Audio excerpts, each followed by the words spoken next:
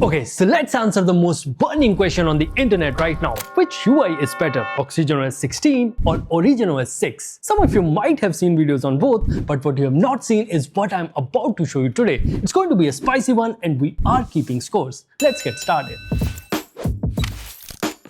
Let's start with everyone's favorite thing, animations. OnePlus has built a solid reputation with panel animation, and this year they have incorporated animations better into the UI. But OriginOS is also not far behind. Side by side, both of them look very similar, be it the app opening or closing, quick settings or notification panel. But if you look closely, you will see that OxygenOS is more smoother and OriginOS is slightly faster. This difference makes the OriginOS a bit more snappier, which a lot of people like. One area where OxygenOS feels fast is the Recents app page. And the transition between AOD, Lockscreen and Homescreen is also much smoother and lifelike on OxygenOS. For this segment, point goes to OxygenOS, but still Vivo is so close, I'll still give half point to OriginOS.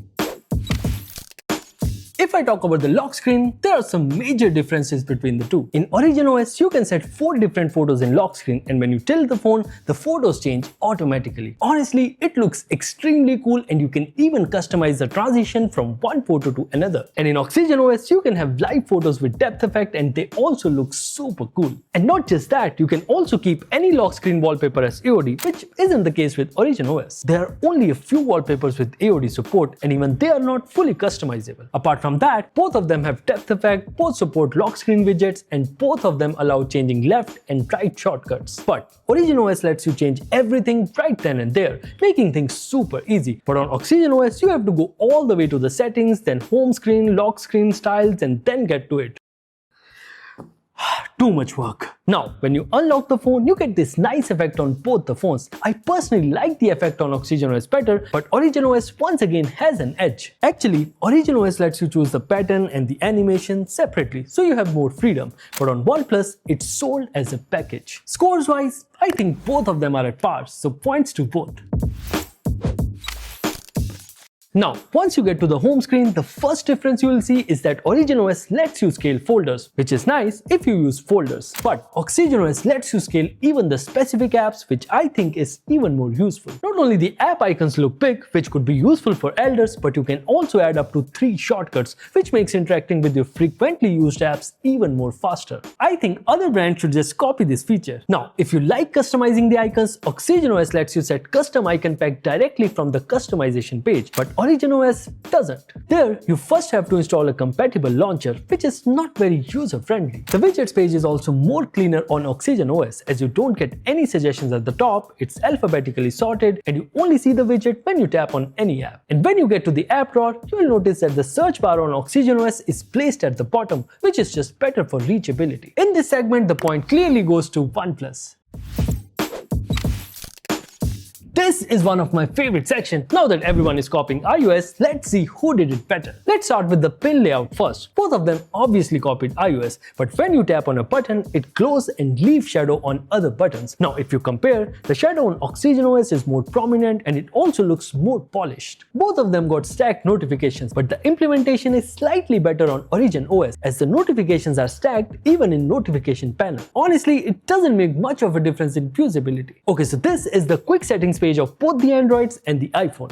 Obviously, OxygenOS did a much better job at copying with more rounded tiles, but OriginOS functions the same way when you long press on volume or brightness slider, while OxygenOS doesn't. One area where OxygenOS is better is that it allows you to customize everything on this page, but OriginOS, well, it won't let you change anything on the top part. By the way, OxygenOS not only copied the dynamic island feature, but also made it better. So let's say you have more than one activity playing. Now, when you tap on live alerts, you will see all of them in action, but in iOS and OriginOS, they show only one activity at a time. OxygenOS also took inspiration in a few more things, like the in-call UI, the calculator app, airdrop-like gesture to share media, but OriginOS, they didn't do any of it. Instead, they copied their vehicle motion cues feature and it works exactly like iOS. So in terms of copying, OxygenOS definitely did a much better job. They not only copied but also made some of the features better. So yeah, full points to them. But I'll not leave OriginOS. They also did their part nicely, so half point to them. Okay, it's time to talk about some of the coolest features in both the UIs. First up, I found super dragging on OriginOS to be super interesting. It comes in handy when you quickly want to share any photo or video. Just long press on the media and drag towards the origin island. You'll see all the apps where you can share it, just drop it on the one you want and that's it. This works with photos, videos, text and even links. Plus it works quite seamlessly. Next up we have global search. Actually, we have this feature in both the phones, but OnePlus is just better. It can not only search through your system settings but also through your saved PDFs and files. So if I ask it how to find Easter eggs in OxygenOS 16, it will look through the saved documents and give the answer correctly. There's also a dedicated haptics page on both with a cool preview of haptics. OriginOS does offer you more sliders to play with, but the integration is still better on OxygenOS. Just to give you an example, on OxygenOS you get haptics on brightness and volume slider, which is missing on OriginOS. If I talk about the AI features, OxygenOS is just way more mature than OriginOS. There's no comparison at all. For starters, in OxygenOS, there's a dedicated AI page in the settings where you can see everything that you can do with it, but there's no such thing in OriginOS. Mindspace also has Gemini integration, which makes it even more useful, but again, no such thing in OriginOS. There are way more photo editing options in OxygenOS, while there are only a few in OriginOS. And yeah, the AI writer is also integrated very thoughtfully in social media apps. So let's say you're uploading a photo on Instagram. All you have to do is just tap on AI writer and it automatically scans the image and suggests appropriate caption. This is cool, right? But on OriginOS, AI editing is completely, extremely limited. So overall, in this segment, OriginOS did start well but couldn't end well. So the full point goes to OxygenOS once again and half point goes to OriginOS. In terms of security, there are two very cool features. One is from OxygenOS, where it changes the keyboard from Gboard to OnePlus Secure Keyboard at the time of typing passwords. This prevents any potential misuse and leaking of password. And second feature is from OriginOS, which takes private space to another level. Unlike OxygenOS, where you can just keep media and files, here you can use your entire phone in a private space, which includes installing apps, using camera, and doing pretty much everything you want. This is really useful in a lot of situations. Yeah, boy. It's sort of a tie here, but I'll still give one full point to OriginOS and only half point to OxygenOS.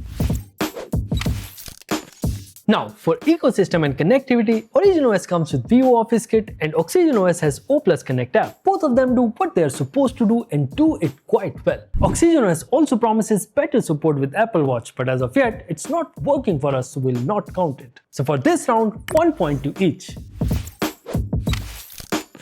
Okay, so this section exists only because of OriginOS. It has ads and recommendations in global search, plus you also get a lot of bloatware apps pre-installed. Since this is a flagship phone of around 1 lakh rupees, I don't think it's acceptable. So obviously, points to OnePlus for maintaining a cleaner and more user-friendly experience. Alright, so this is how the final score looks like. OxygenOS is winning this with 7.5 points and OriginOS could only manage 4.5 points. So yeah, it's quite obvious that OriginOS can't beat OxygenOS. It's not even close. But credit where it's due. OriginOS is miles ahead than FunTouchOS and it's a step in the right direction. Of course, it could have been even better if they brought all the features from Chinese UI, like the full screen AOD, stacked widgets, mood cube, and interaction areas, but for now, it is what it is. So yeah, that's it for this video. I really hope you enjoyed this. If you did, please press that like button as it really means a lot. And if you have any thoughts about both the UIs, do share your feedback, your opinions in the comments. I'd love to read them. Thank you for watching and I'll see you in the next one.